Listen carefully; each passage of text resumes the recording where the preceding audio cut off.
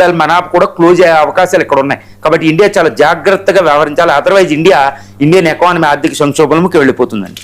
Right sir, Bharat space agency ISRO నుంచి 100 మంది సైంటిస్టులు రిజైన్ చేసినట్లుగా తెలుస్తోంది. అసలు దీని వెనక్కి ఏదైనా కుట్ర దాగి ఉంది అనుకోవచ్చు సార్? ఎస్ అండి, ఇప్పుడు Indian Space Research Organisation ISRO నుండి తర్వాత విక్రమ్ సారాభాయ్ స్పేస్ స్టేషను, ఇంకా మనకేంటంటే మెయిన్ కంట్రోల్ సెంటర్స్ అని బెంగళూరు, ఆల్మోస్ట్ ఒక డజన్ కొద్దీ ఇస్రో సెంటర్స్ ఉంటాయి ఇస్రో అనుబంధ సంస్థలు. ఇక్కడ నుంచి 100 నుంచి 120 మంది ఏ గ్రేడ్ సైంటిస్టులు రిజైన్ చేసి వాలంటరీ రిటైర్మెంట్ తీసుకుని వెళ్ళిపోవడం. ఇది సామాన్యమైన విషయం కాదండి. ఇది చాలా చాలా దేశ భక్తిని శంకించే ఒక విషయం అనమాట సైంటిస్టులో. ఎందుకంటే ఇప్పుడు ఐఐటిఎన్స్ డాక్టర్లు ఇండియాలో 3-4 కోట్ల పబ్లిక్ మనీతో, ప్రజల మనీతో చదువుకోవడం, అమెరికా వెళ్ళిపోవడం. బట్ ఇప్పుడు వీళ్ళు స్పేస్ ఏజెన్సీలో సైంటిస్టులుగా జాయిన్ అయ్యారు. వీళ్ళ నెత్తి మీద ఎన్నో ప్రోగ్రామ్స్ ఉన్నాయి. ఇండియా ఖ్యాతి ఆధారపడి ఉంది. ఇండియా స్పేస్ పవర్గా మారాలనే దాని మీద ఆశపడి ఉంది. మరి ఈ సైంటిస్టులు ఇప్పుడు రిజైన్ చేయడం అనేది ఒక అతిపెద్ద కుట్రగా కూడా మనం చూడొచ్చండి. ఎందుకంటే వీళ్ళు రిజైన్ చేసి ఎక్కడికి వెళ్తున్నారో మనం చూడాలి. 100 నుంచి 120 మంది సైంటిస్టులు రిజైన్ చేసి ఎక్కడికి వెళ్తారండి? వాళ్ళు వాలంటరీ రిటైర్మెంట్ ఎందుకు చేస్తారంటే ఆ సంస్థ మాకు సరిగ్గా శాలరీలు ఇవ్వడంలే, లేకపోతే మాకు పెర్క్స్ అవి లేవని చెప్పడం. నెంబర్ 1.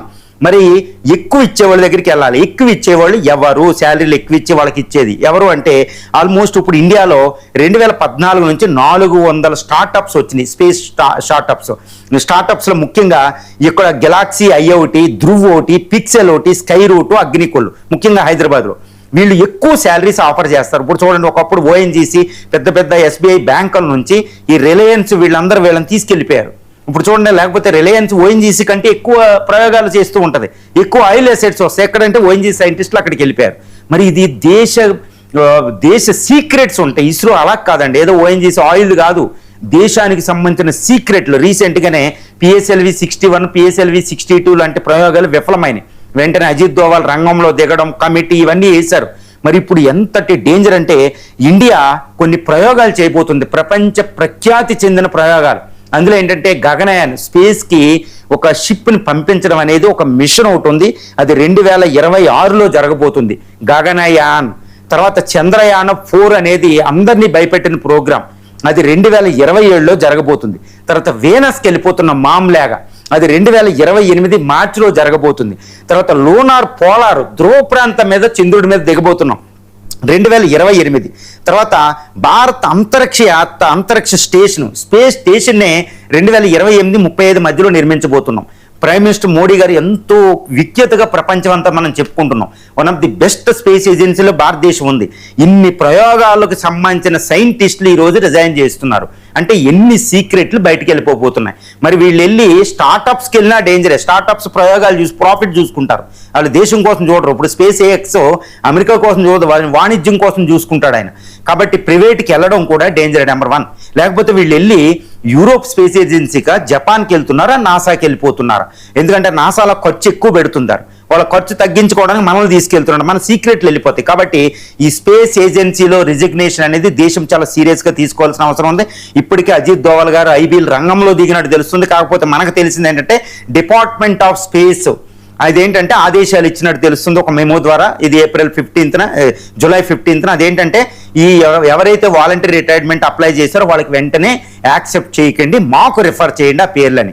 మరి ఇది ఒకటే సరిపోతుందంటే అది తప్పండి. ఎందుకంటే సైంటిస్టులు కూడా ఎంతో కెరీర్ బాగుండాలని చేస్తారు దేశభక్తితో పాటు. కానీ మరి వాళ్ళకి ఇచ్చే శాలరీలు ఎంత?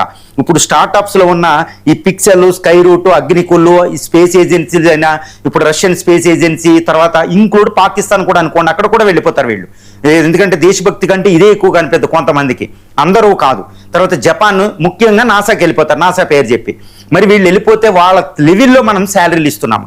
వెంటనే ఇండియన్ గవర్నమెంట్ ఈ స్పేస్ ఏజెన్సీలో మిగిలిన వాళ్ళకి ఎన్ని శాలరీలు ఇస్తారో, స్టార్టప్లు ఎంత ఇస్తారో వాళ్ళ పెర్ఫార్మెన్స్ బేస్డ్ శాలరీలు ఇవ్వాలి. గవర్నమెంట్ ఎంప్లాయీస్గా సైంటిస్టులు ట్రీట్ చేయకూడదు. వాళ్ళకి పెర్క్స్ అని ఉండాలి, వాళ్ళకి సెక్యూరిటీ ఉండాలి. లేకపోతే వాళ్ళకి థ్రెట్ వచ్చి ఏమన్నా రిజైన్ చేశారు అది కూడా మనం పరిశీలించాలండి. అంత ఈజీ కాదు.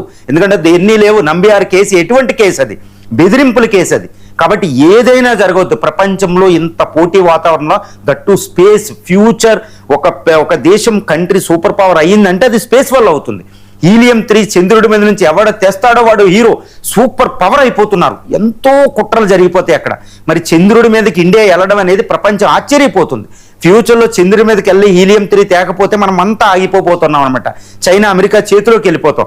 మరి అందువల్ల ఆ సైంటిస్టులని వాళ్ళ వెనకాల ఏదైనా థ్రెట్ ఉందని గమనించాలి, బెదిరింపులు ఉన్నాయని గమనించాలి, ఎక్కడి నుంచి వస్తాయో గమనించాలి, వాళ్ళకి సెక్యూరిటీ ఎస్టాబ్లిష్ చేయాలి. తర్వాత వాళ్ళ కెరీర్ వాళ్ళకు కూడా ఇంపార్టెంటే కదా. వాళ్ళ కెరీర్కి highest salaries private corporate startups SpaceX ఇచ్చినట్టు ఇచ్చేయాలి, పరక్స్ ఇవ్వాలి. ఇన్ని ఇవ్వగలిగినప్పుడు మనం గవర్నమెంట్ మాట్లాడాలి. ఇప్పుడు ఈ విషయాన్ని చాలా సీరియస్గా తీసుకుంటారనేదే నేను ఆలోచిస్తున్నా. వెంటనే అజిత్ దోవల్ గారు డివైఎస్ రంగంలో దిగవంటే IB it's is not a simple issue అండి. ఎత్తి పరిస్థితుల్లో ఇస్రో సైంటిస్టుల్ని భారతదేశం రక్షించుకోవడం మీద దృష్టి పెట్టాలి. రైట్ సార్, పాక్ లో చూస్తే ప్రస్తుతం తిరుగుబాట్లు ఎక్కువైపోయాయి.